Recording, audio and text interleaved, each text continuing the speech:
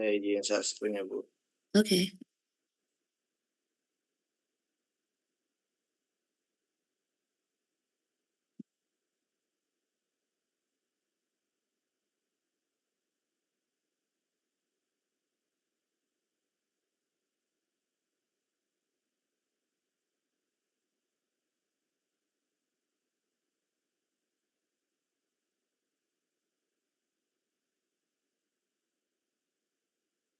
Hmm.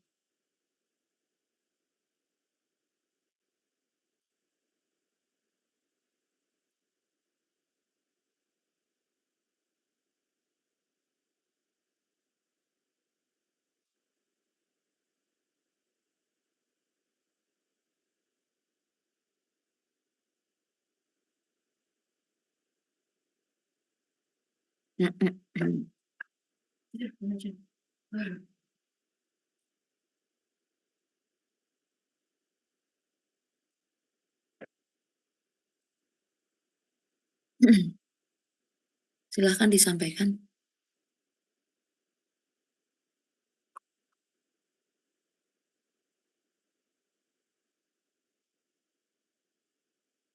Assalamualaikum warahmatullahi wabarakatuh. Saya Gilang Ramadan, mewakili kelompok 1. Kami tuh ingin memberikan analisis kami tentang amdal proyek, yaitu proyeknya di Jalan Tol Serpong, Balaroja, seksi 1B. Jadi sebelum itu penjelasan pertama akan saya jelaskan oleh saya sendiri. Jadi penjualan pertama itu proyek Jalan Tol Serpong Balaroja ini seksi 1B merupakan bagian dari infrastruktur strategis nasional yang bertujuan meningkatkan konektivitas antara wilayah Tangerang dan Balaraja, Banten. Proyek ini diperkirakan akan rampung pada kuartal 3 tahun 2024 dengan panjang jalan sekitar 5,40 km.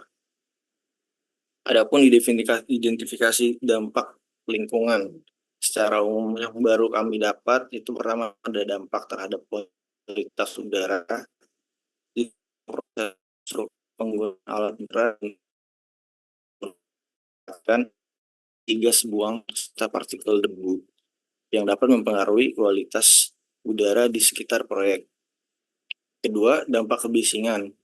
Tentu dari pekerjaan konstruksi menghasilkan kebisingan yang dapat mengganggu masyarakat di sekitar area proyek, terutama pada jam-jam tertentu. Tingkat kebisingan ini perlu dipantau dan dikelola dengan baik. 3, dampak terhadap lalu lintas. Pembangunan jalan tol akan mempengaruhi arus lalu lintas di jalan-jalan sekitar, termasuk kemungkinan peningkatan kemacetan di jalan akses menuju area konstruksi. Dampak terhadap flora dan fauna. Pekerjaan konstruksi dapat mengganggu habitat lokal flora dan fauna kita, terutama di area-area yang belum terbangun. Oleh karena itu, diperlukan upaya untuk meminimalkan dampak terhadap ekosistem lokal. Kemudian ada rencana pengelolaan lingkungan RKL yang akan disampaikan oleh rekan saya, Reza Dwi Pahlevi. Untuk rencana pengelolaan lingkungan atau RKL, yang pertama ada pengelolaan kualitas. Nggak usah sampai sini dulu, Mas. Nggak usah sampai sini dulu. Ini kita masih di awal dulu. Berarti, nah berarti ini kan proyek Jalan Tol Serpong Balaraja. Sepanjang 5,4 km. Lokasinya di Tangerang Balaraja. Nah, ini kamu identifikasi dampak lingkungannya. Oke, nanti kita lihat dulu, nanti kita satu-satu. Kemarin kan kalian harusnya setelah ini membuat seperti rona lingkungannya, ya kan? Membuat rona lingkungan kayak gambaran umum tentang lokasi tersebut seperti apa, di sekitaran lokasi itu ada lihat dari floranya, ada tanaman-tanaman apa saja yang terkena, misalnya atau pemukiman atau apa kan jalan tol kan, atau sawah atau apa. Nah itu yang harus disampaikan sebelum ke situ, kayak gitu ya. Itu untuk yang kita melihat dari sektor dari lokasi proyeknya. Ya, baru nanti ke sini ke habis dapat itu baru mengidentifikasi dampak potensial ya. Dampak potensial dulu. Ya. Oke, kita mau lihat dulu satu-satu dulu. Berarti ini jalan tol ya, jalan tol Serpong Balaraja. Sudah tahu belum ini kira-kira masuk AMDAL atau KLPL atau apa?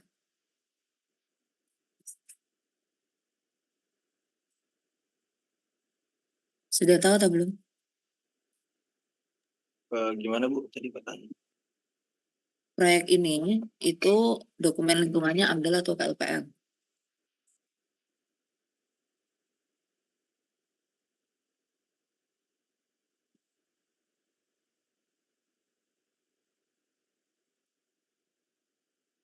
Dokumen lingkungan yang harus dibikin. Karena kemarin ada 3 kan? AMDAL, KLPL, SPPL. Nah untuk proyek ini, kamu kan mau membuat proyek ini. Ini udah pasti AMDAL atau ini KLPL? Udah tahu alasannya atau belum? Belum tahu Bu. Belum tahu kan? Berarti kamu belum tahu nih. Kalau kamu misalnya suruh mengerjakan proyek jalan tol Serpong Balaraja seksi 1B. Tolong Mas, saya dibuatkan dokumen lingkungannya. Nah, kamu kan harus tahu dia dokumen lingkungan yang harus dibuat apa? AMDAL atau KUPL kan seperti itu. Oke, next dulu. Yang nanti saya jelasin ya untuk semuanya. Kalian coba cari ya. Oke, next. Terima kasih Mas Gilang dan teman-temannya.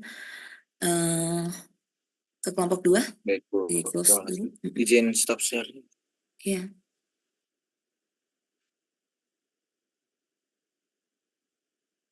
Silahkan kelompok 2.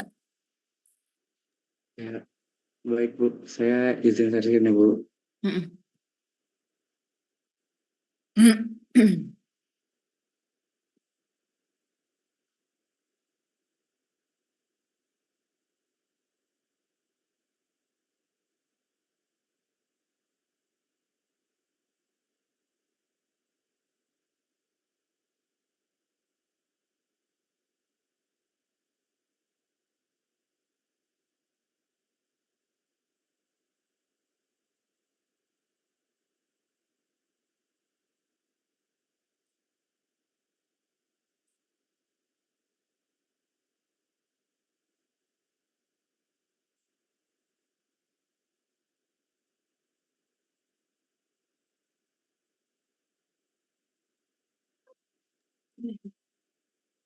Selamat pagi semuanya, Bu Kartika dan teman-teman semua.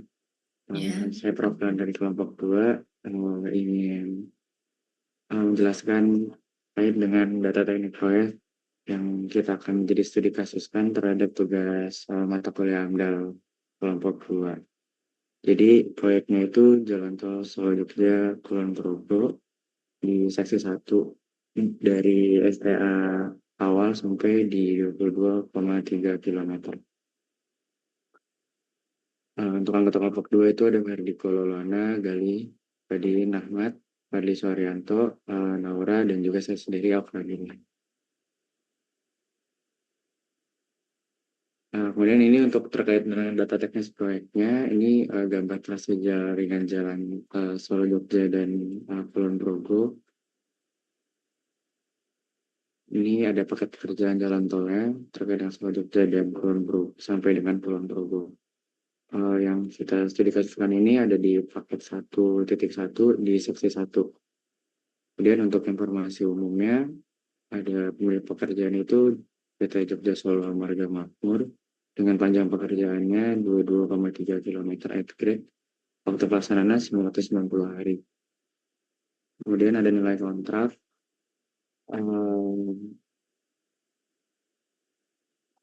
4.270.000.000 418.466.000 rupiah. Nah, sistem pembayaran monthly payment target operasi tahun 2024. Ini ada target get to get dari proyek kami yang kami studi kasuskan. Kemudian terkait dengan informasi proyeknya yang lebih detailnya itu pembangunan jalan, nama proyeknya pembangunan jalan tol ruas Solo Jogja dan sampai dengan Kulon Progo dengan salah satu sepanjang 22,3 km. Lokasi proyeknya dari Junction Kartasuro sampai Simpang Susun Klaten. Jadi pemilik pekerjaannya Jogja Solo Marga Makmur dengan konsultan pengawasnya VSO PT Kapindo Matra dan PT Relay Charter Indonesia. Jenis kontraknya desain build dengan fixed unit price. Dan ada nilai kontraknya dan juga ada cara pembayarannya dengan pre-financing kontraktor atau CPS. Dengan cara pembayarannya itu monthly payment per Desember 2022. Waktu pelaksanaan 730 hari. Kemudian dengan adendum 2 jadi 990 hari kalender. Untuk pemeliharaan 1955 hari.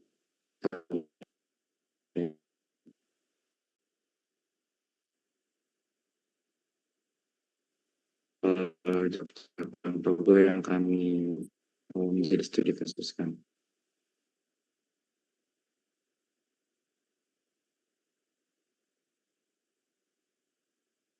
Sudah. Ini berarti jalan tol juga ya? Masalah tadi kan ada berapa kilometernya. Kalau dari sekilas ya sebelum kita melihat ke yang peraturannya, menurut kamu dia ini apa dokumen lingkungannya?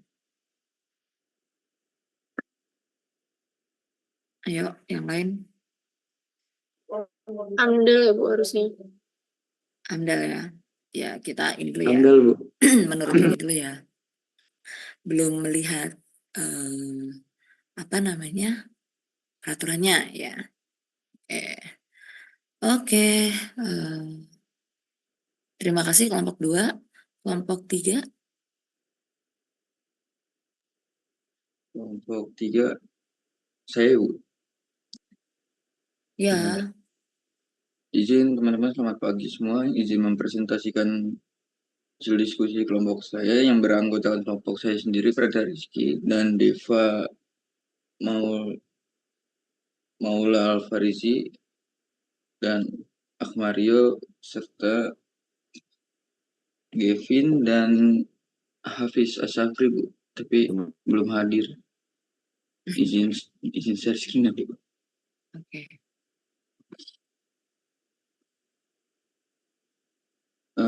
Untuk kelompok 3 mengambil topik di proyek MRT Jakarta fase 2. Untuk data teknisnya, proyek MRT Jakarta fase 2 terdiri dari 2 tahap dengan total panjang jalur sekitar 12,3 km dan mencakup 10 stasiun. Fase 2A merupakan bagian dari proyek ini meliputi jalur utama sepanjang 5,8 km dengan 6 stasiun di bawah tanah. Fase 1 Lebak Bulus, Bundaran HI dari 2013 sampai 2018. Fase 2 Bundaran HI sampai kota tahun 2020 sampai rampung di 2027. 2B Kota Ancol setelah fase 2A selesai. Pemberakasan penanggung jawab PT MRT Jakarta Perseroda, pelaksana studi PT Karsa Buana Lestari. Untuk rincian fase 2A, panjang jalur sekitar 5,8, jumlah stasiun 6 stasiun. Status pembangunan hingga saat ini pembangunan beberapa stasiun fase 2A telah mencapai 64,81%. Tantangan konstruksi beberapa lokasi seperti proyek CP202 untuk civil work Harmoni Mangga Besar memiliki tingkat kerumitan yang tinggi yang dapat mempengaruhi waktu penyelesaian. Untuk fase 2 2011, AMDAL, RKL, RPL, MRT Jakarta fase 2, Bundaran HI Kampung Bandan, surat rekomendasi ANDAL dan RPL nomor 06 ANDAL 1 hidup DP Profesor Jafar 3,6 ke kampung, bandar, dan stasiun 2020. Mungkin langsung aja Bu ya ke ini apa identifikasi dampak terhadap lingkungannya Bu. nanti aja dulu deh. Rona lingkungannya belum ya? Itu Apa Bu? kayak rona lingkungannya belum ya? Belum Bu. Belum kan? Kan harusnya urut kita. Oke deh, sampai sini aja dulu ya. Sini dulu. Mm-mm. Baik Bu. Oke, berarti kelompok 3 MRT. Nah ini ada apa macam-macam ya. Tadi udah 2 tol ya. Oke, next kelompok selanjutnya kelompok 4. Izin share screen ya, Bu. Ya.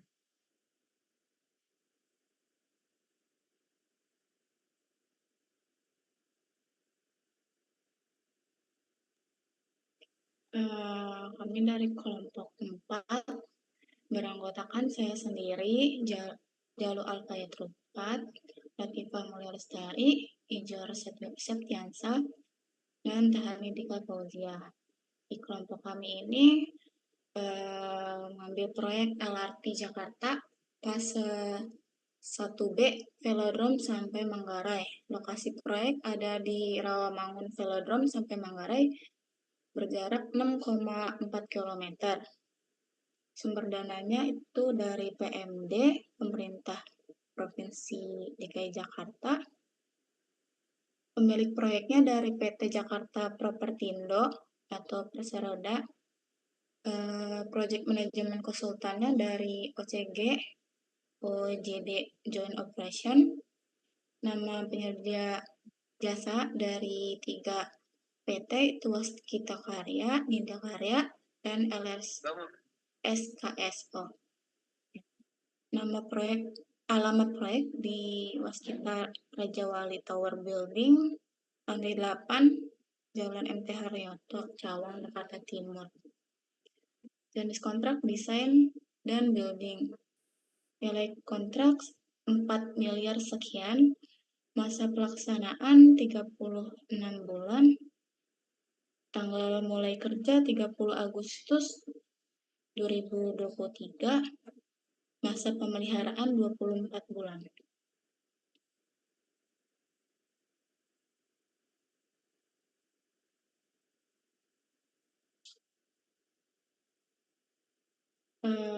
Ini dampak-dampaknya, Bu.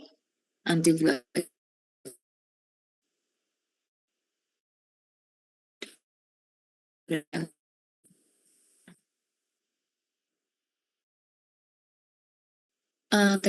kelompok 4, kelompok 5 kan?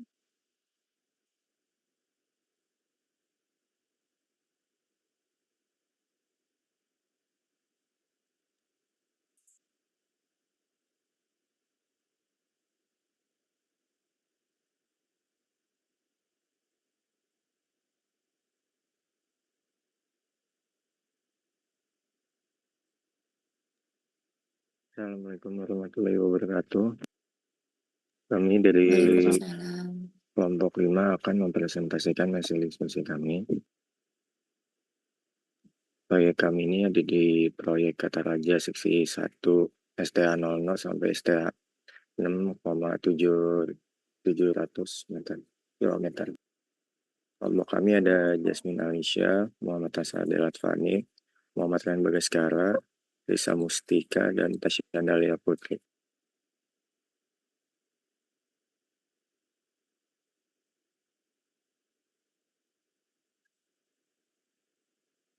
Nama pekerjaan konstruksi jalan tol Kata Raja seksi 1 STA 00 sampai dengan 6.700. Ownernya dari PT Duta Karya. Lokasi proyek di Jakarta dan di Banten. nilai kontrak di 1,498 miliar. Masa pelaksanaan 464 hari kalender mulai dari 25 September 2023 sampai 31 Desember 2024. Sistem pembiayaan monthly certified atau UM 10% dari nilai kontrak.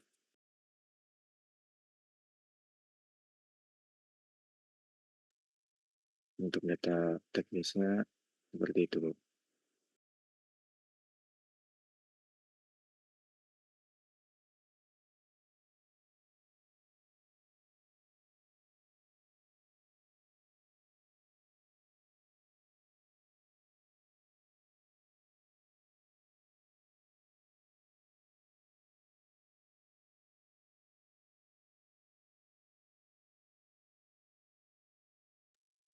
Oke, baik, yang ini berarti jalan tol lagi ya. Oke. Oke, terima kasih kelompok 5. Selanjutnya kelompok 6 yang terakhir.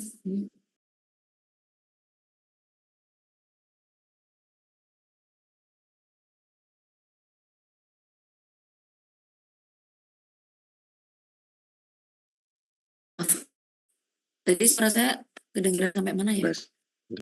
Bas, Hah? terdengar, Bu. Oke, terdengar.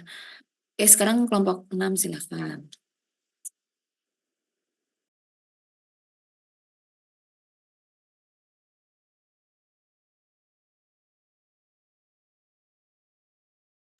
Baik Bu, ini buat kelompok 6.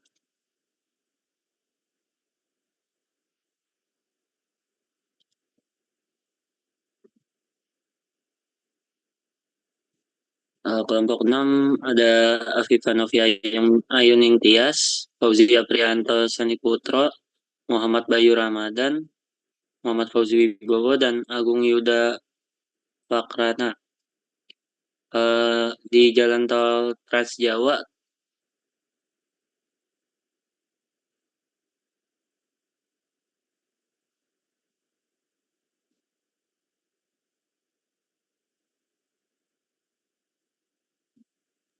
Ini apa tuntutan? Oh, oke, itunya. Kenapa harus membangun proyek itu gitu ya? Oke, silakan bisa dibacain, Mas.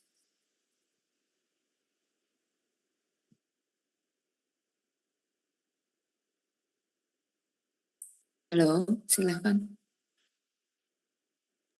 ya Bu.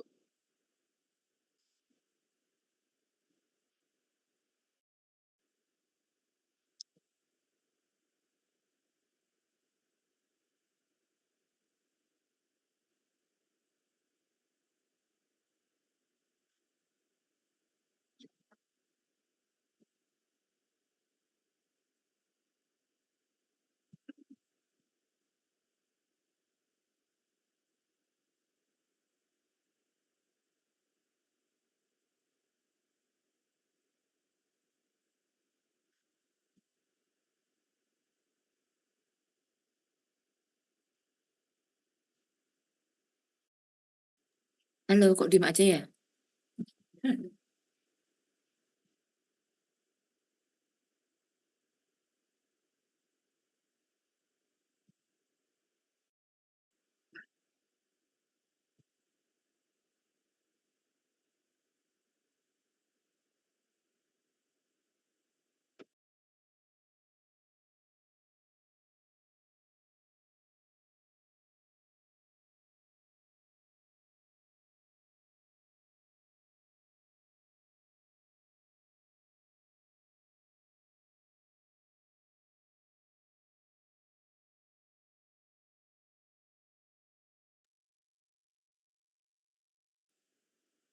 Halo, Iya Bu. gimana? Ya, ini lokasinya itu berada di Cikampek sampai Surabaya, Jawa Timur, Bu. Panjangnya 688 km. atau 20% dari rencana 6.000 km. Oke. Oke. Oke, baik. Ini aja ya berarti ya. Kalau misalnya ini saya komentarin yang kamu ya. Jadi kalau kamu bikin pendahuluan gini, ya dipakai yang emang yang perlu lah.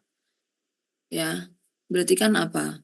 Keseluruhan dari proyek ini, amdalnya kan berarti harus seluruhnya kan. Kalau memang rencananya 6.000 ya 6.000 aja. Disampaikan 6.000.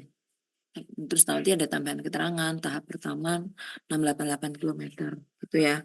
Terus ini untuk pembangunannya untuk arahnya kemana aja kan kayak gitu. Ini yang 10 ruas jalan jaringan tol Cikampek bla bla bla bla bla bla. Ini kan berarti nggak perlu kan strategi yang diambil pemerintah, ya, Mas Fauzi. Siap, Bu. Jadi diambil yang perlu-perlu aja lah untuk proyek ini, nggak usah kemana-mana. Ya, Baik, Bu. oke, terima kasih. Silahkan di ini, close.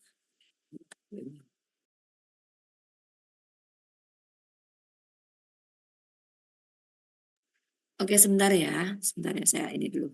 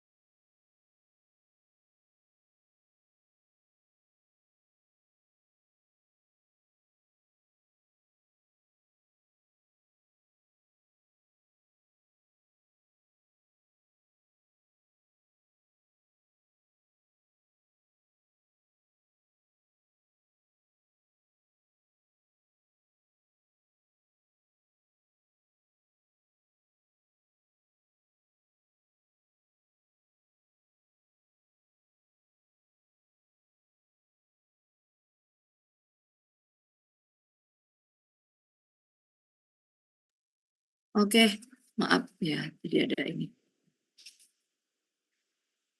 Jadi selanjutnya kan kalian sudah punya proyeknya, ya kan? Terus sudah tahu tentang gambaran proyek yang akan dilaksanakan. Nah, sekarang itu kalian menentukan apakah proyek itu wajib AMDAL atau KUPL. Ya, walaupun mungkin sekilas kita tadi melihat dia itu wajib AMDAL ya. Nah, cuman kita lakukan proses selanjutnya yaitu penapisan ya. Jadi nanti setelah jadi yang nanti di tugas kalian yang pertama yang sudah kalian share ini adalah kalian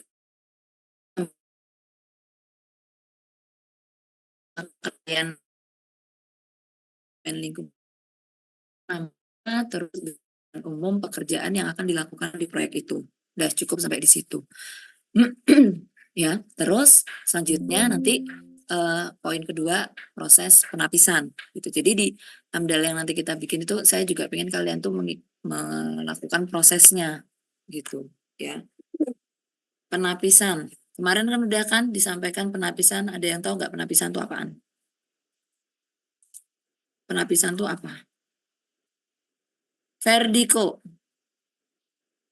Verdiko mana? Penapisan itu apa ya?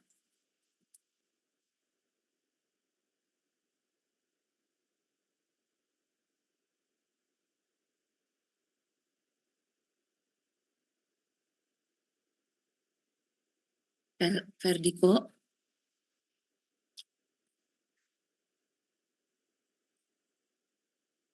Suatu proses penyusunan AMDAL kan. Satu proses penyusunan AMDAL. Jadi kita berproses lagi, kita lagi proses penyusunan AMDAL. Berarti penapisan tuh pas kegiatan apa? Kan emang semua ini kan proses penyusunan AMDAL, kita lagi mau membuat dokumen AMDAL.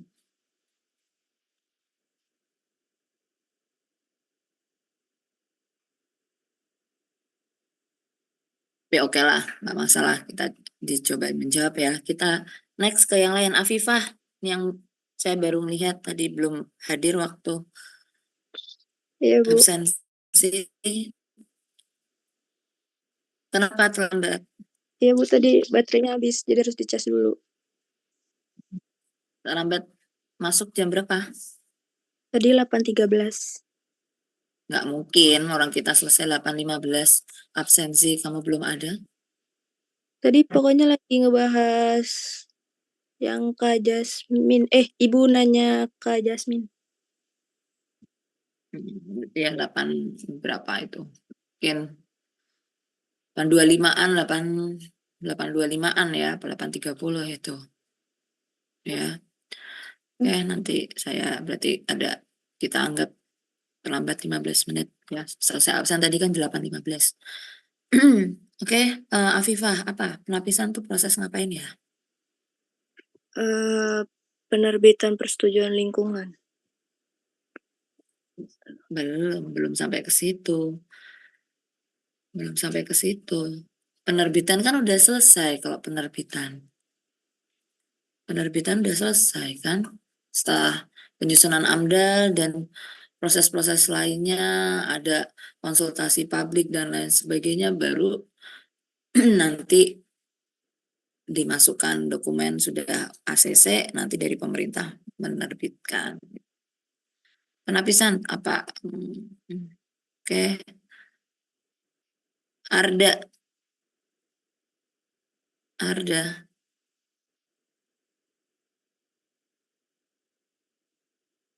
Mana Arda?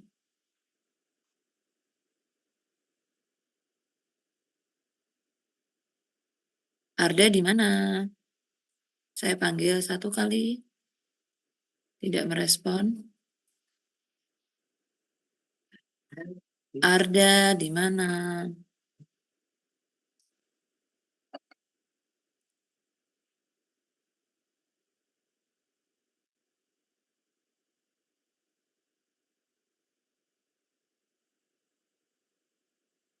Arda? 2 kali. Arda 3 kali. Oke, dia hadir tapi hanya hadir aja, dan tadi absensi juga memang tidak ada juga saat absensi. Oke.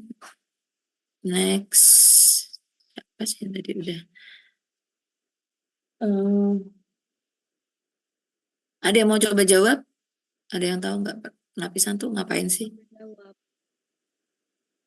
Proses seleksi, Bu.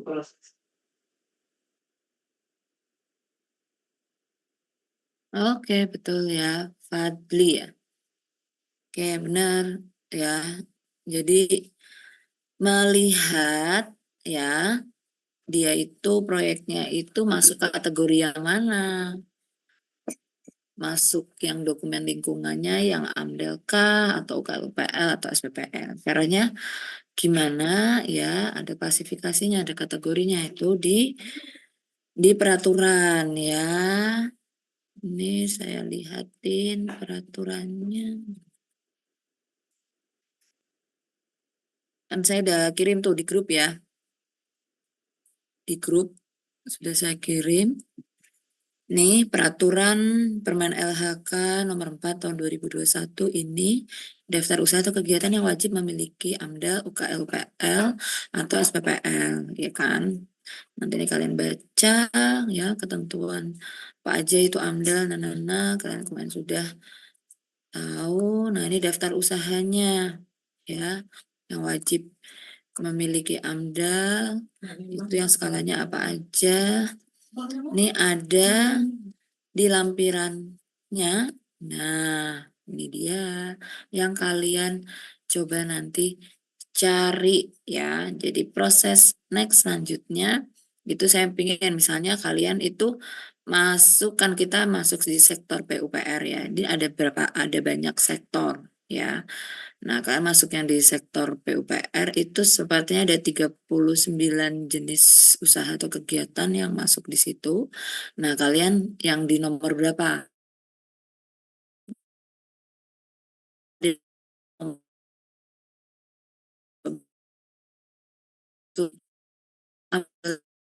itu pas lebih dari 50 hektar ini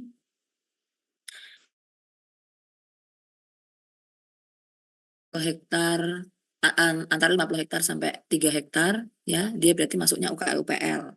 Kalau kamu membangun rumah khusus, pembangunan rumah khusus ini ya layak huni ya tapak nih dengan luasan sekian-sekian ini, tapi skala luasannya itu sampai lebih dari 50 hektar atau lebih dari 2.500 unit, berarti kalian itu butuh dokumen AMDAL. Tapi kalau kalian sekitar 150 sampai 2.500 unit, ya itu berarti masuknya kalian butuh dokumen UKL UPL. Nah kalau yang cuman kurang dari 150 unit itu butuhnya SPPL. Nah seperti itu, ini pengkategoriannya ya. Alasannya apa? Alasan ilmiahnya, nah ini ya keserasian tata kehidupan, analisis teknis meliputi tingkat pembebasan lahan, daya dukung lahan, kebutuhan air sehari-hari, limbah yang dihasilkan, efek pembangunan terhadap lingkungan, ya, koefisien dasar bangunan dan koefisien luas bangunan, ya, peningkatan varian atau runoff yang mengakibatkan banjir. Nah itu. Itu alasannya kenapa butuh dokumen lingkungan ini. Dan dia masuk di kategori C. Nah ini yang kalian nanti coba cari. Jadi misalnya proyeknya kalian masuk di nomor 2 ini nanti di screenshotin. Ya, screenshotin ini masuk di laporan kalian. Jadi nanti poin kedua penapisan. Itu penapisan berdasarkan peraturan Permen LHK nomor 4 2021 tentang apa, dia kalian screenshotin ini masuk kategori 2, terus nanti di bawahnya dikasih keterangan proyek ini pembangunan apa, misalnya namanya pembangunan perumahan apa Politeknik Negeri Jakarta misalnya, itu dengan skalanya luasannya itu lebih dari 50 hektar, rumah yang akan dibangun sebesar lebih dari 2.500 unit gitu, maka dia membutuhkan dokumen AMDAL. Nah itu ya, itu nanti next minggu depan saya sudah dapat data itu ya, dan proses pelingkupannya ya, pelingkupannya. Jadi dampak potensialnya itu apa aja? Dampak potensial itu berarti semuanya ya. Nanti berarti baru setelah dampak potensial nanti dikategorikan mana yang dampak penting, mana dampak yang tidak penting. Gitu. Ya, dampak penting kan ada yang positif, ada yang negatif, ya. Nah, dan dampak yang tidak penting apa? Gitu. Oke, sampai sini jelas nggak? Sampai sini jelas nggak? Biar saya nggak ada yang nanya-nanya lagi, kayak kemarin sudah dijelasin, ternyata masih pada bingung tugasnya sampai mana. Ini saya mau Tahu, udah jelas belum tugas untuk next pertemuan minggu depan? Jadi ada proses penapisan dan diberikan keterangan, tadi screenshotan peraturan dan diberikan keterangan, dan proses pelingkupan, ya penapisan dan pelingkupan. Gitu. Ya, jadi dampak-dampak semuanya disampaikan dahulu, baru nanti dampak pentingnya. Ya, jelas? Jelas, Jelas, Bu. Bu. Jelas ya? Oke, jelas ya. Next, saya mau memberitahukan proses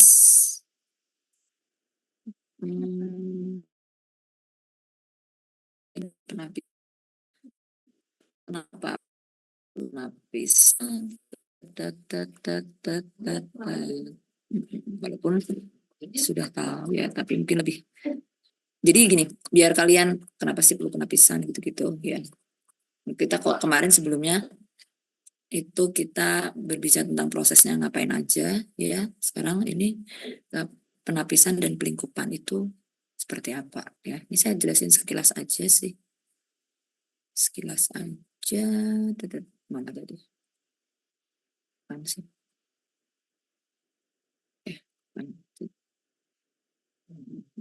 Ini panduan penapisan dokumen lingkungan ya, mekanisme, kita langsung ke mekanisme. Ini peraturan yang PP nomor 22 tahun 2021 kemarin sudah dibahas.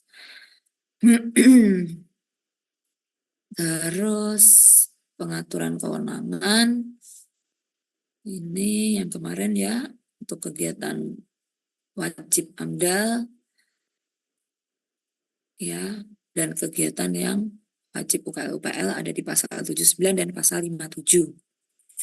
Tuh. Ini ini penerbitan, ada industri, ada kesehatan, ada PUPR. Nah, ini mekanisme penapisan dokumen dan penentuan kewenangan. Dasar hukumnya ada di pasal nomor 20 ayat 1 peraturan nomor 22 tahun 2021 ya. Untuk menentukan rencana usaha dan atau kegiatan yang wajib tadi AMDAL, UKL atau SPPL. Tuh. Ini sejarah singkat penapisan ya. Nah, yang sekarang yang saya share tadi sebelumnya itu Permen LHK nomor 38 tahun 2019 ya, yang mengatur kegiatan usaha yang wajib AMDAL. Sekarang peraturannya yang terbaru adalah Permen LHK nomor 4 tahun 2021 itu yang mengatur tentang kegiatan yang wajib AMDAL, UKL-UPL dan SPPL. Jadi dia lebih lengkap ya, mana yang AMDAL, mana yang UKL-UPL, mana yang SPPL. Tuh ya, cut.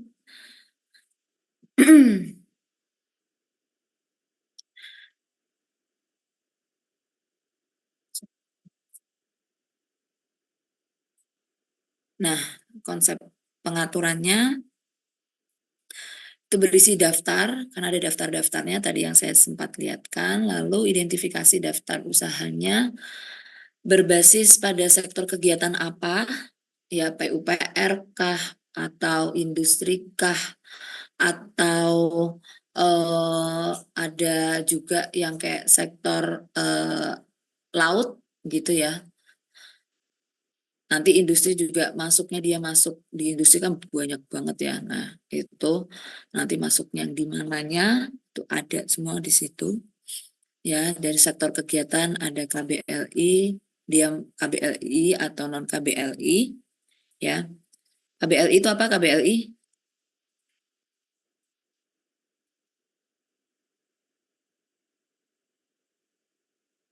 Klasifikasi baku lapangan usaha Indonesia ya, KBLI ya. Dia masuk di lapangan usaha apa, itu ada daftarnya ya, atau dia masuk yang non KBLI. Jadi ada kode-kodenya di situ ya. Itu nanti kalian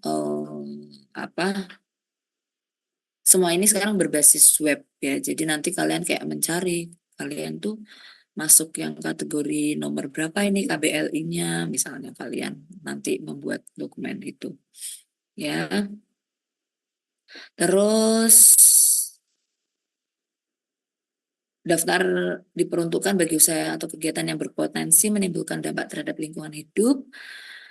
Terus apakah kegiatan usahanya itu perdagangan, jasa atau sejenisnya yang tidak diikutkan dengan pembangunan sarana prasarana tidak perlu dilengkapi dokumen lingkungan. Ya, kalau nggak ada sarana prasarana nggak perlu. Nah, ini penapisan ya, tahapan penetapan usaha ya, apakah dia wajib AMDAL, UKUPL atau SPPL.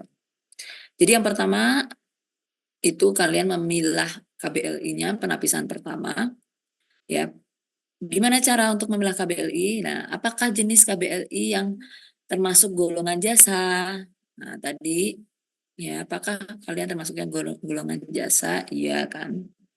Apakah jenis KBLI yang memerlukan sarana dan prasarana? Iya.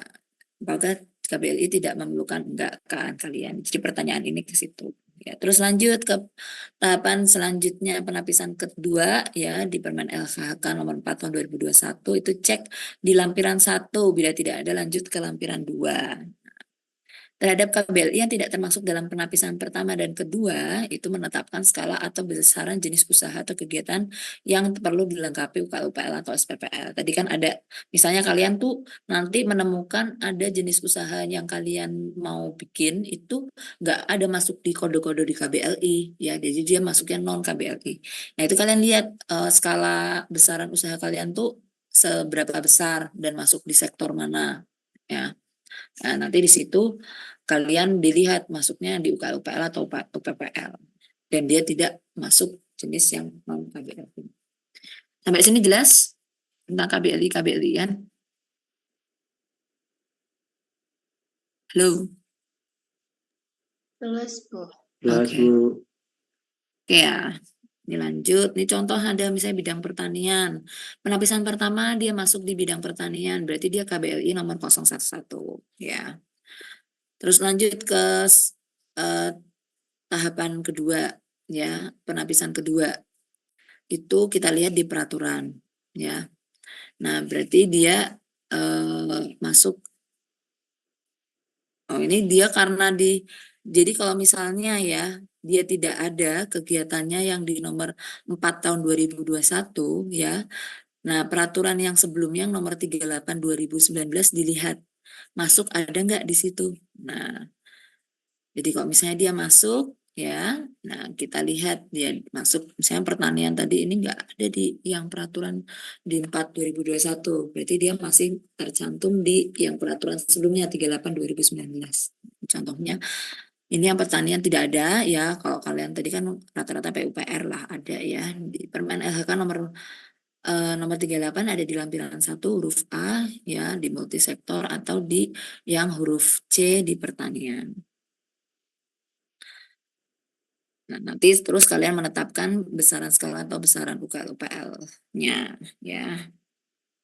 Dan ini salah satu rujukannya dapat juga menggunakan SE Surat Edaran Deputi KLH tahun 2010 dan 2013 terkait kegiatan yang wajib UKUPL.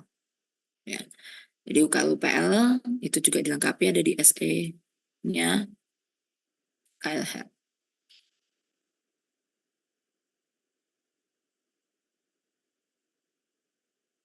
Nah ini wajib AMDAL itu kalian lihat 1 sampai 9 ini.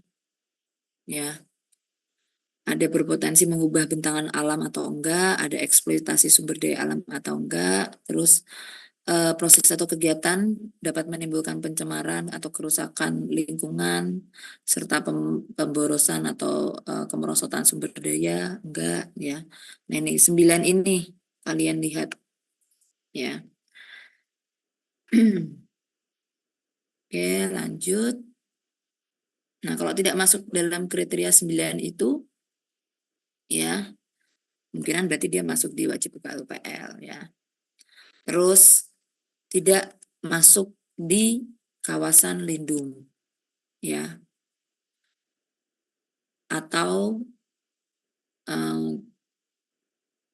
tidak ada teknologi khusus ya untuk mengelola dampak lingkungan. Ya. Jadi ini kalian lihat yang bulat-bulat ini ya. Nah, kalau misalnya dia itu nggak masuk di 9 kriteria dampak penting tadi ini, 9 kriteria, nah berarti kemungkinan dia wajib UKL-UPL gitu. Terus kalau misalnya lokasinya itu tidak berbatasan langsung atau berada dalam kawasan lindung, itu berarti dia bisa dikategorikan wajib UKL-UPL. Tapi kalau dia masuk di kawasan lindung atau berbatasan, udah otomatis jenis usaha apapun itu berarti wajib AMDAL, ya. Tuh. Terus telah memiliki standar teknologi untuk mengelola dampak lingkungan, ya. Tuh. Ya, ini apa? Usaha atau kegiatan wajib UKL disampaikan oleh Kementerian atau lingkungan terkait. Ya, hanya perlu dilakukan update dan review ulang untuk penetapan kode KBLI-nya. Nah, ini kalau misalnya kalian udah punya usaha, ya, terus dia wajib UKL-UPL, ya, terus udah punya dokumen lingkungannya, UKL-UPL, tapi belum ada nomor KBLI-nya, ya udah nggak usah membuat dokumen lingkungan baru, tapi penetapan kode KBLI-nya aja dia masuk di mana, ya. Nah, terus kalau yang SPPL, ya, berarti dia kan lebih kecil lagi dari UKL-UPL. Nah, berarti dia tidak termasuk kategori kriteria wajib AMDAL dan UKL-UPL, dia berarti wajib SPPL. Terus setelah memiliki standar pengelolaan dan pemantauan lingkungan hidup, merupakan kegiatan UMKM atau termasuk usaha atau kegiatan ekonomi lemah, ya. Oke. Ini proses penapisan, panjang banget, ya.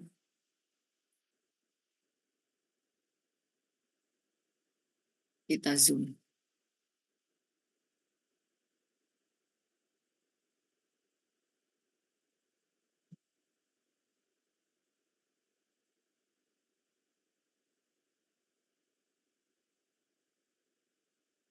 Tapi baca yang ininya aja. Nah, yang pertama ini kan mengisi form, ya, ringkasan informasi awal rencana usaha atau kegiatan, ya. Tadi itu makanya informasi awalnya apa nih usaha kalian, ya kan? Ada identifikasi penyusun, deskripsi rencana usahanya, status kondisi lingkungan di sekitar, ya. Terus nanti memilih pendekatan studi, ya. Nanti memilih bidang usahanya. Nah, ini kalian jenis rencana KBLI atau yang non KBLI. Kalian kan yang jenis rencana KBLI ini ya, sektor pekerjaan PUPR. Nah, itu udah jelas ya, ada. Terus selanjutnya memilih jenis kegiatan sesuai bidang yang dipilih, ya. Terus ini ada kan daftar kawasan lindung. Nah, ini kalau kalian ada usaha-usaha di dekat kawasan lindung atau berseberangan, bukan berseberangan, ya itu apa bahasa tadi itu, ya di sebelahnya lah intinya ya, di sekitaran gitu kawasan lindung. Nah, itu juga berarti dia wajib AMDAL. Nah, itu daftar kawasan lindung itu apa aja? Nah, itu ada di lampiran PP nomor 22 tahun 2021, ya. Sempadan pantai, sempadan sungai itu, ya. Kawasan sekitar danau atau waduk. Kita kan paling ini ya, sempadan sungai itu yang kadang-kadang suka dilanggar. Nah, itu ternyata kalau misalnya ada usaha di situ, ya dia udah masuk di daftar kawasan lindung. Nah, itu berarti kalau ada usaha-usaha di deketan situ harus AMDAL tuh kalau di dekat sempadan sungai, ya, atau sekitaran danau atau waduk. Nah, itu nanti ada nih semua dibaca. Terus input skala besarannya tadi berapa kilometer, ya, kalau misalnya luasan berapa hektar kayak gitu. Nah, ini kalau misalnya masuk dalam batas yang ditentukan, iya, ya. Kalau misalnya tidak, lah apakah masuk kawasan lindung? Nah, kalau masuk kawasan lindung, iya. Nah, berarti dia masuk yang mana? Jadi diikutin aja ini alurnya ini, ya. Misalnya kita nggak masuk kawasan lindung ya, berarti kan kita tapi masuk dalam batas besaran yang ditentukan. Jadi kan kira-kira proyek yang kalian dapetin kan luas semua ya, masuk panjang ya. Nah ini berarti iya. Nah, masuk ke pertanyaan ini, apakah masuk dalam jenis usaha atau kegiatan yang dikecualikan? Tidak, ya kan? Kalian kan. Nah berarti wajib AMDAL. Terus lanjut. Wajib AMDAL, nah berarti ke proses selanjutnya ini hasil penapisannya seperti apa ya. Nanti pengisian probis kewenangan berdasarkan RBA. Ini, ya, kalau misalnya dia tidak, berarti kan kira-kira ini masuknya yang UKL-UPL kayak gitu kan di atas ini ya. Kegiatan wajib UKL-UPL. Tuh. Ini ada ya. Next ya.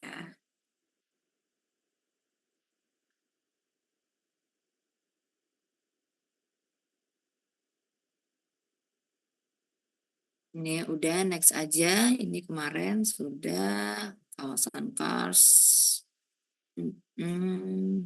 Proses penapisan.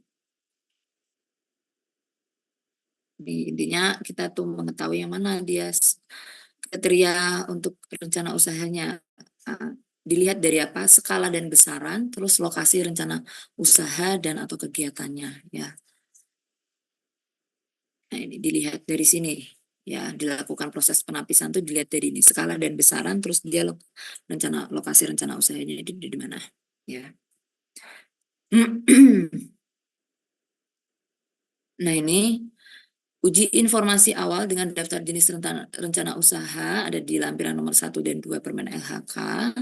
Itu masuk apa enggak ya? Kalau masuk itu wajib AMDAL atau UKL atau UPPL tuh ya. Ini pemerakasan mengisi ringkasan informasi awal ya, rencana usaha atau kegiatan usaha yang diusulkan. Nah ini makanya di awal yang kalian lakukan tadi mengisi ringkasan informasi awal ini ya. Nih habis itu nanti kalian lihat di peraturan. Tuh. Oke, semoga tidak ada yang masuk di atau mungkin kalau misalnya ada masuk di kawasan lindung gitu bisa langsung disampaikan juga. Berarti nggak usah ngeliat-ngeliat ke lampiran, udah pasti wajib AMDAL itu ya. Cuman kalian ya perlu tahulah usaha kalian tuh masuk di nomor berapa tadi di screenshotin tuh. Ini kalau masuk di kawasan lindung ya bersinggungan, nah bersinggungan pun juga dia masuk nih kawasan lindung apa aja di sini ada. Nah ini rencana usaha yang ada KBLI-nya. Jadi kalau kalian baca di peraturan tuh ada 1004 KBLI ya dan 36 non KBLI. Lampiran 1 ada 12 sektor ya, yang lampiran 2 yang non KBLI ada 2 sektor nih ada. Ya. Nih KBLI ada 12 sektor, ada PUPR, perhubungan, perindustrian, pariwisata, ketenaga nukliran, kesehatan, pertanian, perikanan, kelautan, ketenaga listrikan, sektor LHK, SDM dan Kominfo. Ya. Tuh sektor usahanya semua yang non KBLI multisektor dan non KBLI lainnya. Nah, kalian masuk yang KBLI sektor PUPR 39 KBLI. Nah, nanti masuk yang mana kalian nanti di screenshotkan ya. Ini contohnya tadi. Ya, ini ada bidang pemanfaatan hutan, ada pembenihan tanaman hutan, bidang industri kehutanan, bidang pengelolaan air limbah, pemanfaatan tumbuhan dan satwa liar, ada yang pemanfaatan jasa lingkungan, pengelolaan limbah B3. Nah, ini diatur semuanya. Ya, ini. Nah, ini selanjutnya persetujuan lingkungan. Ya, penerbitan usaha lingkungan. Perizinan berusaha berbasis resiko. Ya, ini ada juga di PP nomor 5 tahun 2021. Dia wewenangnya siapa? Ya, menteri. Ya. Nah, ini misalnya kalian yang Permen LHK kalian membangun ya gedung, luas bangunannya lebih dari 10.000, nah berarti wajib AMDAL. Kalau antara 5.000 sampai 10.000 ya, sampai kurang dari 10.000 ya, antara 5.000 sampai kurang dari 10.000 wajib UKUPL. Kalau di bawah 5.000 berarti wajib SPPL. Nah itu ya. Nah, itu. Ya. Oke, lanjut nih. Nah, ini contoh gedung. Nah, ini jadi proses penapisan tuh seperti ini ya. Jadi luasannya sampai seberapa itu kalian perlu tahu ya. Ini ada kasus 1, kasus 2. Jadi misalnya dia proyek pembangunan gedung seluas 5.000 dan luas lahan terbangunnya 2.000 atau terdiri dari 5 dan terdiri dari 5 lantai. Itu. Nah, kasus yang kedua itu sebesar 5.000 juga, lahan terbangun 1.000, terdiri dari 3 lantai, total luas bangunnya 3.000. Nah, ini berarti dia jenis dokumen lingkungan apa yang harus dibuat dan di mana kewenangan penerbitan persetujuannya ya. Jadi untuk tadi tahu ya dia masuk di mananya kan ada di Permen LHK nomor 4 tahun 2021 ya. Di sini. Nah, untuk tentang bangunan gedung itu dia masuk di kategori mana? Ada di PP nomor 16 tahun 2021 tentang bangunan gedung, persetujuan bangunan gedung. Itu dia wewenangnya mana? Ya. Ini juga tadi ada mana? Ini nomor PP nomor 5 tahun 2021 itu kalian bisa melihat juga misalnya dia penerbitannya itu masuk di kewenangan mana. Itu di PP nomor 5 tahun 2021. Banyak ya peraturannya ya, memang seperti itu ya. Jadi kenapa kadang nggak mau repot-repot, pemrakarsa itu ya udah menyewa konsultan aja. Daripada salah, udah memakan waktu, sibuk bacain peraturan, ya gitu salah lagi, udah kita serahkan saja kepada ahlinya konsultan AMDAL itu. Maka konsultan AMDAL juga harus punya sertifikat kompetensi, ya kan? Seperti itu.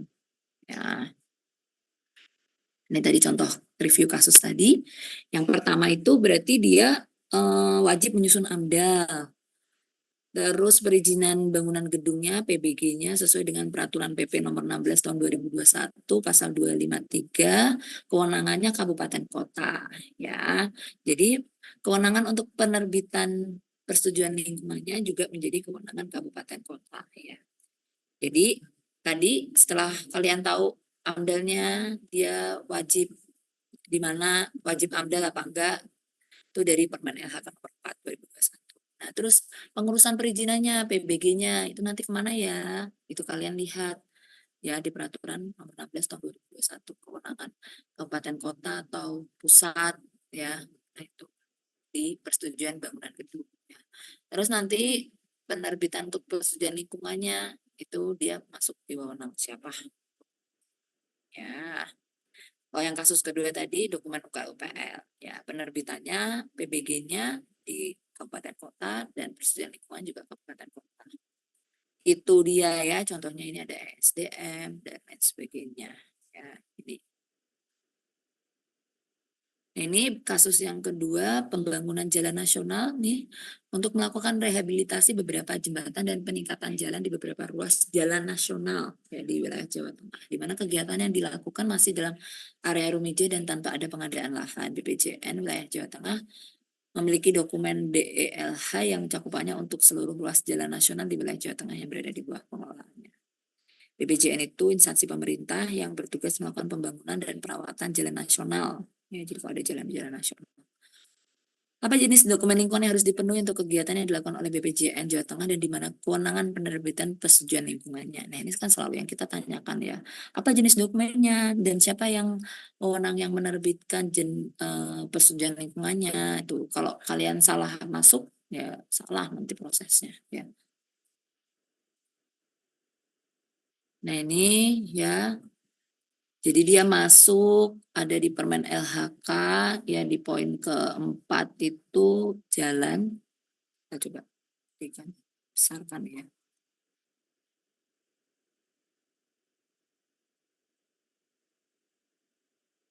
Nah, ini ada panjang jalan ya di metropolitan, pembangunan atau peningkatan jalan di kota besar metropolitan atau besar, ada kota sedang dan kota pedesaan. Ya, tadi kalau dilihat kan dia masuknya di mana tadi kota besar ya atau metropolitan ya. Nah ini jadi yang dilihat tuh panjang jalan dan luasan lahan pengadaannya ya itu lebih dari 5 km sampai 10 hektar itu dia masuk di AMDAL ya atau luas pengadaan lahannya lebih dari sama dengan 20 hektar ya. Kalau dia itu kurang dari 5 km atau kurang dari 10 hektar ya untuk luasannya pengadaan lahannya ya atau kurang dari 20 hektar itu berarti dia UKL-UPL ya. Dia masuk kategori A ya. Kalau dia itu tadi sedang di kota sedang ya ini ada ketentuannya juga AMDAL seberapa, UKL-UPL apa, dia masuk kategori B. Ya kalau dia di pedesaan ya dengan luasan sekian ini AMDAL ya untuk UKL-UPL sekian itu berarti dia di desa ini masuk kategori C ya.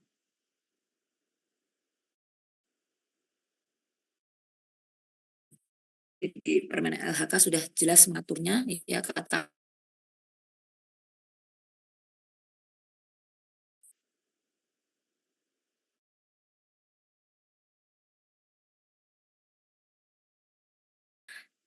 jalan itu udah ada ya pembagiannya pemerintah pusat atau provinsi atau kabupaten kota untuk kewenangannya.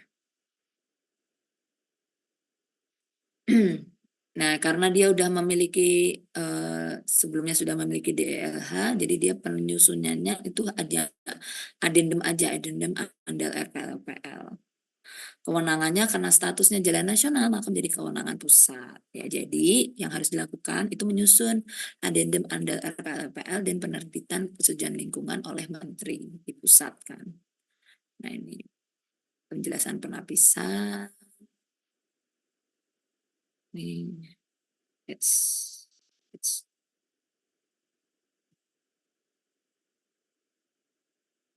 Nah, ini ya semua itu sekarang ada modul penapisan ya di AMDAL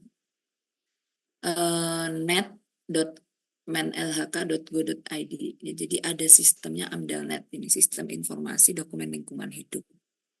Ya di sini ada mekanisme sekarang semuanya sudah tersistem ya. Jadi menyampaikan penyajian informasi lingkungan ke direktur di Direktur Pencegahan Dampak Lingkungan Usaha dan Kegiatan. Formatnya udah ada di Peraturan 22 Nomor 2021 ya. Terus mengajukan permohonan ke PTSP KLHK Pusat atau kepada instansi LH di provinsi, kabupaten atau di kota sesuai kewenangannya. Tuh, ya, jadi caranya seperti ini. Ya, ini ada gambaran page-nya AMDALNet ini begini ya udah ada langkah-langkahnya ya.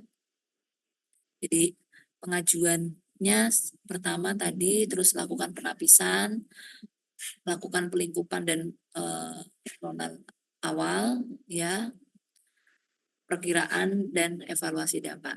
Nah, ini yang kalian lakukan ini ya, ini adalah yang kalian lakukan nantinya ya. Jadi kan sekarang kalian ceritanya itu sudah melakukan poin pertama ini ya, pengajuan persetujuan lingkungan. Ya, kalian sudah kayak ada informasi awal untuk proyek ya. Nah, selanjutnya besok kalian sudah harus ada data ini penapisannya ya. Penapisannya itu bagaimana ya, dan pelingkupan dan rona awal. Pelingkupan dan rona awal. Ya, jadi besok sudah ada 3 poin ini, penapisannya dan tambahan penapisan dan tambahan pelingkupan dan rona awal. Ya, baru nanti next kita ke dampak potensialnya seperti itu.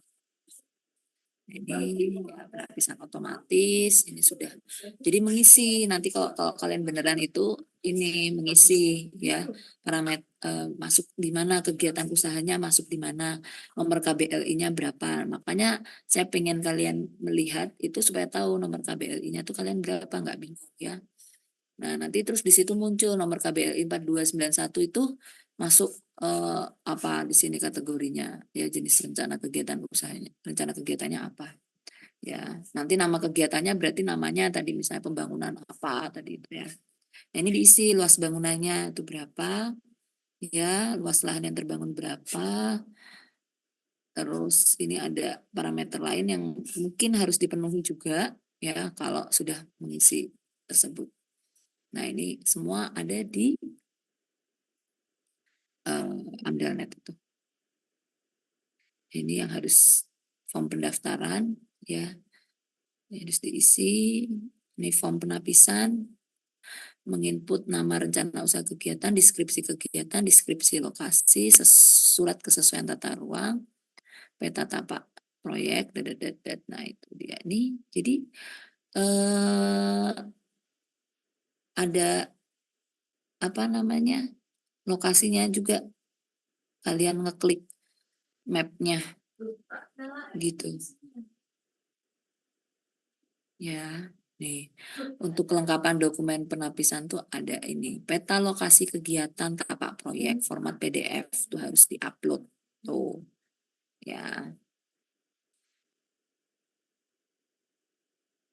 Oke, kalian udah ada belum peta lokasi kegiatannya tapak proyek tadi di data kalian? Kelompok 1 udah punya belum?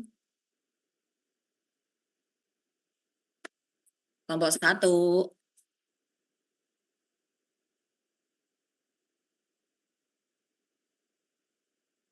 Sudah ada belum kelompok 1?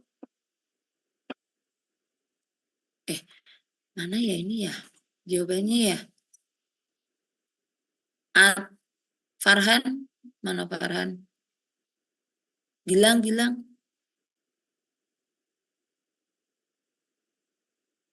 Gilang Ramadan.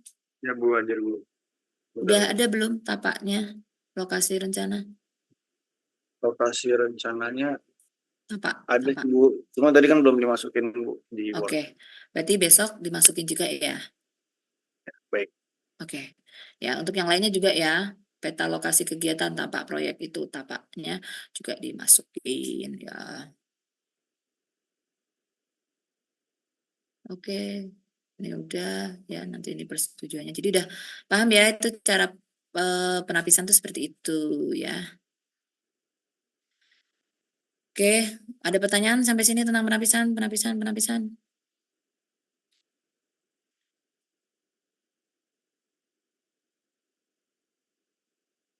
Nggak ada?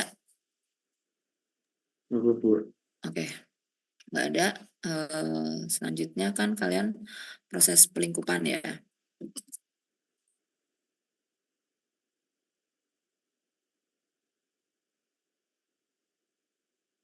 Sebenarnya kemarin juga sudah di ini sih ya.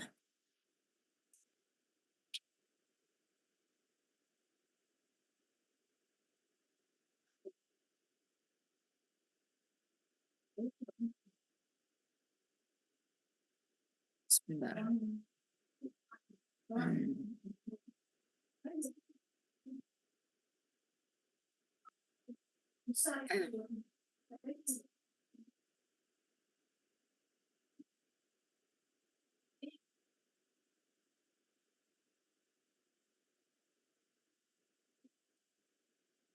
Oke, ini saya sampaikan.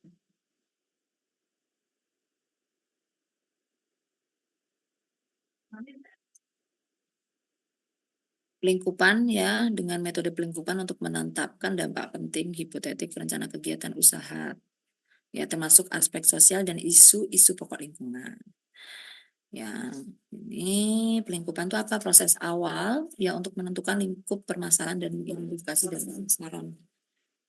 dampak besaran penting rencana usaha atau kegiatan. Ya. Prosesnya ya harus dikonsultasikan dengan semua pihak terkait ya.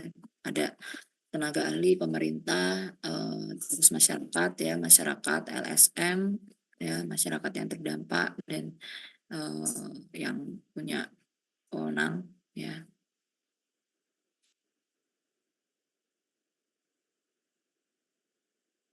Secara analisis ya, ini dia tuh harus melihat ya, dengan adanya kegiatan ini itu gimana kondisi awalnya, dan setelah dengan usaha ini yang akan dibangun itu ada perbedaan apa di kondisi itu. Nah, itu yang dikaji, perbedaan kondisi sebelum ada usaha dan dengan adanya usaha itu. Ya, misalnya tadinya di situ kawasan persawahan gitu, sawahnya ada sekitar berapa gitu. Nah, dengan adanya proyek ini berarti itu akan menghilangkan sekian hektar sawah ya, karena dilewati si jalan tol itu, misalnya seperti itu ya. Ini komponennya ada hidrologi, geohidrologi, topografi, transportasi, dan lain-lain. Komponen kualitas air, udara, tanah, biota air, dan lain sebagainya. Ya, jadi itu lingkupnya ada aspek sosial, ekonomi, dan kesehatan juga ya. Demografi, ya dilihat dari ekonominya, budaya, dan kesehatan masyarakatnya. Nah ini ya, karena kita sudah bahas ya faktor utamanya, faktor-faktornya ini. Saya ini lagi. Sifat kajiannya berorientasi pada keputusan, bersifat antisipatori, pendekatan yang bersifat praktis, ya bersifat holistik dan ekologi, menggunakan multi metode dan evaluator berdasar dari berbagai profesi dan bidang keahlian. Karakteristik dampaknya ya, dampak yang langsung dan tidak langsung. Ya, jadi bisa langsung dirasakan, misalnya dampak langsung bisa dirasakan kalau misalnya ini ya kebisingan misalnya contoh ya, yang dampak tidak langsungnya ya misalnya dengan lama-lama dengan adanya proyek ini misalnya akan mengurangi biota laut misalnya kayak gitu ya, karena adanya limbah yang dihasilkan dari kegiatan tersebut misal. Ya, itu kan nggak langsung saat proyek habis terbangun operasional kan nggak langsung ada dampaknya, nggak langsung bisa akumulatif. Nah, terus lamanya berlangsung dampak, terus dampaknya yang bersifat nyata dan atau praduga ya. Kemudian dampak lingkungan yang saling terkait dan dampak tidak tersebar mungkin spesifik lokasi dari proyek. Nah, ini. Dampak sosial dikaji dengan mengukur perbedaan kondisi sosial dengan dan tanpa rencana usaha atau kegiatan. Misalnya dengan adanya proyek tol tadi, dampak sosialnya apa ke masyarakat? Ya. Jadi misalnya mereka lebih mudah untuk memobilisasi, misalnya ya. Dampak aspek sosial dilihat dari demografi, ekonomi, budaya, ya. Terus sifat kajiannya berorientasi tadi sama ya, ini.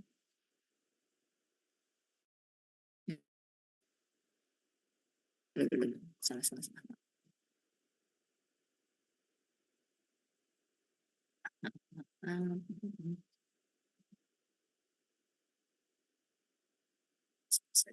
Nah ini, jadi yang pertama dilakukan adalah identifikasi dampak potensial, ya identifikasi dampak lingkungan yang potensial akan timbul tanpa memperhatikan besar kecilnya dampak negatif dampak dan tidaknya dampak. Hasilnya adalah daftar komponen lingkungan yang potensial. Ya, jadi besok ya proses pelingkupan ada yang pertama identifikasi dampak potensial, hasilnya ada daftar komponen lingkungan potensial yang terkena dampak lingkungan. Terus habis itu evaluasi dampak potensial ya, meniadakan daftar dampak potensial lingkungan yang tidak tergolong terkena dampak penting atau tidak mengalami perubahan mendasar ya, hasilnya daftar komponen lingkungan yang potensial terkena dampak penting dan hipotetis ya. Jadi nggak kayak yang tadi kalian share, itu kan udah langsung dampak-dampaknya apa, itu apa. Kita lakukan prosesnya ya. Jadi identifikasi dampak potensialnya, hasilnya ini. Terus proses selanjutnya evaluasi dampak potensial, hasilnya ini gitu ya. Terus pemusatan dampak penting ya. Hasilnya ya ada 2-3 isu pokok lingkungan yang merupakan hasil pengelompokan dampak penting, terus diurutkan ya isu pokok lingkungannya itu. Ya nggak langsung kayak tadi kalian share itu kalau kayak gitu saya nggak nilai bagus ya. Karena nggak ngikutin proses, kok kayak gitu mah langsung aja kayak nyari aja kira-kira apa gitu. Nggak seperti itu ya. Nah ini ya, jadi proses pelingkupan dampak penting seperti ini. Ya, di metode pelingkupannya ya daftar uji, matriks interaksi sederhana dan bagaran alir flowchart. Ini kalau kita lakukan dengan sesungguhnya itu seperti itu ya. Yang penting kalau saya nanti ada ini poin 1, 2, 3-nya tadi itu. 1 ini identifikasi dampak potensial hasilnya apa, evaluasinya bagaimana, pemusatan dampak pentingnya seperti apa. Ya, jadi dalam bentuk Word saja makanya kemarin saya sampaikan. Terus lakukannya dengan telaah pustaka ya, kalian mencari informasi, pengamatan lapangan secara singkat, ya karena kalian nggak langsung ke proyeknya, jadi ya kalian cari informasi, lihat dari peta gitu ya. Nah, interaksi kelompok, rapat, lokakarya, berpendapat, nah ini tidak dilakukan, tapi yang penting tahu caranya aja ya. Terus habis itu, nah ini ya semua itu dengan konsultasi publik, observasi lapangan, telaah pustaka, sebagainya. Ini contohnya hasilnya ya, ini contoh proyek pertambangan di pesisir, contoh pelingkupannya. Nih dampak potensialnya itu dapat poin-poin ini. Nah itu ya, terus dampak penting hipotetiknya ini di sini. Ya isu pokoknya dia penting-pentingnya ini ya. Dan ini dijelaskan, ini kan poin-poin ya. Dijelaskan. Bagian alirnya ini ya. Dengan pembangunan apa? Tadi kalian ada LRT dan lain sebagainya. Itu apa dampak penting hipotetiknya seperti apa. Nah, seperti ini ya. Dasar pertimbangannya ini kemarin kita sudah bahas ya, ada sebaran dampak, waktu, tenaga, dan lain sebagainya, proses pelingkupan seperti ini, warga yang berkepentingan, ya, nanti kalian bisa baca. Nah ini dia ya, ini keterlibatan masyarakat untuk kalian bisa ketahui. Ini enggak, ini enggak usah di ini ya, cuman kalian yang dilakukan yang poin ketiga ini ya, pelingkupan dampak penting 1, 2, 3 ini ya, pelingkupan wilayah studi. Tuh, nanti presentasinya dalam bentuk Word saja. Oke, sampai sini proses pelingkupan. Ada yang mau ditanyakan?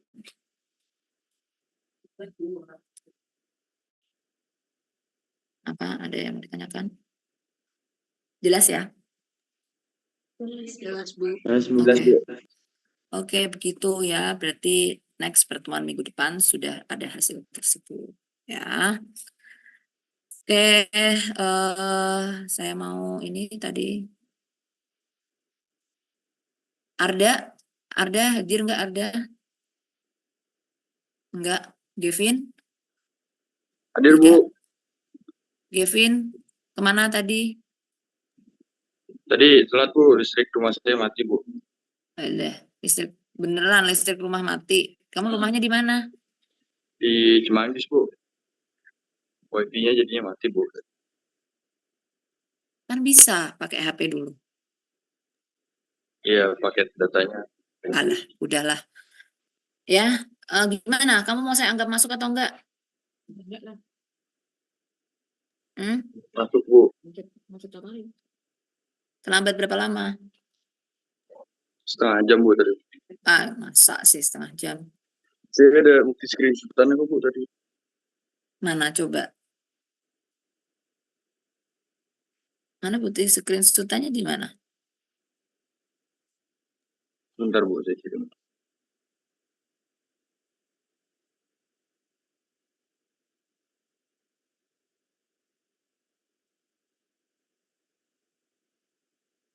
Siapa ini?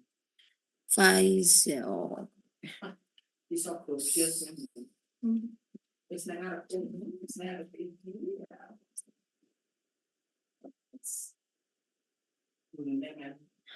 Muhammad Bayu Ramadan. Oh, oke, dia izin ya. Mana Muhammad Bayu Ramadan? Oke.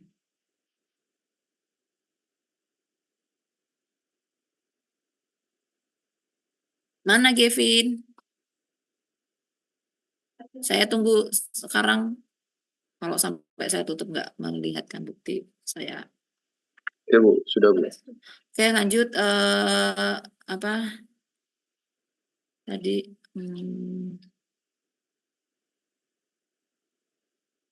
Jadi siapa lagi yang belum hadir tadi?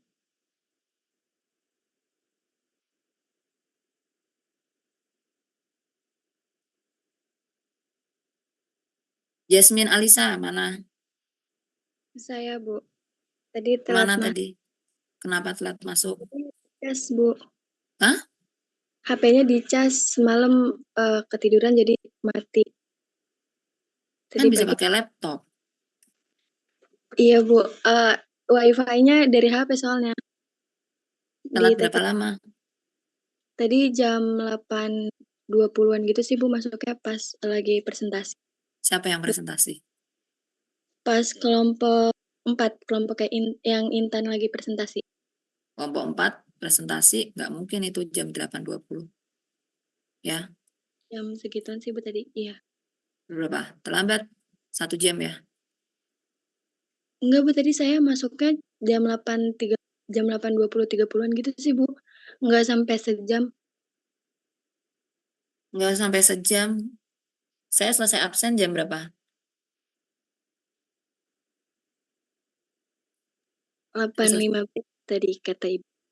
Pas yang Afifah lagi ditanya-tanya juga, saya udah hadir di situ. Udah awal-awal juga. Oke, lain kali yang terlambat-terlambat ya. Kalau udah join langsung langsung bilang ya kalau kita online ya. Kamu saya anggap terlambat 30 menit ya. Akmario, mana Akmario? Karena kamu saya lihat sering terlambat juga sih, Mbak ya. Akmario, mana Akmario? Nggak hadir, oke. Bayu Ramadan izin, tadi udah ada izinnya. Hafiz tidak hadir, oke. Ya, oke. Ya. Baik, jadi seperti itu.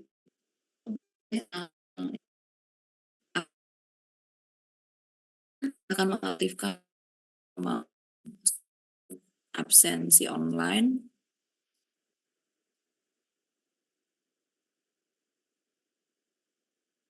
Ayo, saya hitung sampai 3, aktifin semua videonya.